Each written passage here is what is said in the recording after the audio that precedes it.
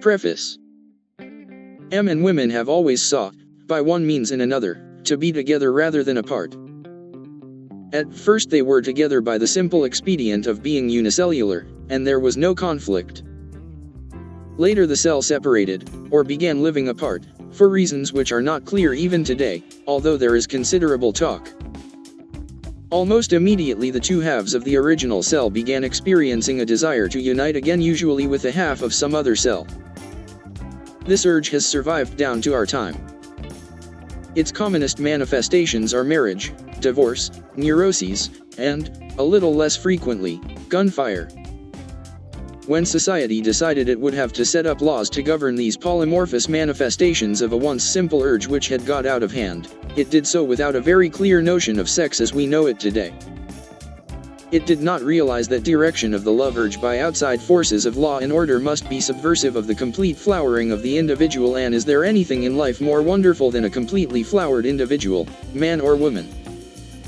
Yet under all the weight of social regulation, the ancient desire to unite and to separate and to unite again, usually with someone else, has survived, for the simple reason that it is stronger than man-made law, and because cells, as now constituted, are more astute than the police.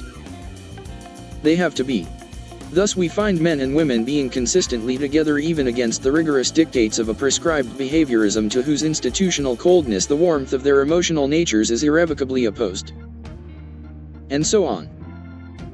As far as I can make out, the authors of this remarkable book subscribe to the modern ideal of freedom in sex, but do not believe that marriage has yet been proved a failure in every case, nor that sex can profitably be examined entirely apart from that old institution. In this viewpoint the authors and myself are at one, which is probably the reason I was asked to write an introduction. Marriage, as an instrument, is a well-nigh perfect thing. The trouble is that it cannot be successfully applied to the present-day emotional relationships of men and women. It could much more easily be applied to something else, possibly professional tennis. As they now stand, marriage and sex militate against each other. If marriage is to be retained, it must be perfected to meet the new demands and intricacies of sex. There is, doubtless, a discoverable plane on which marriage and sex, the institutional and the emotional, could meet and, as who should say, become friends. Not only marriage, however, but sex as well, would have to make certain concessions. Tempered by this balanced viewpoint, one must find it, then, logically impossible to pose only the question, what is wrong with marriage?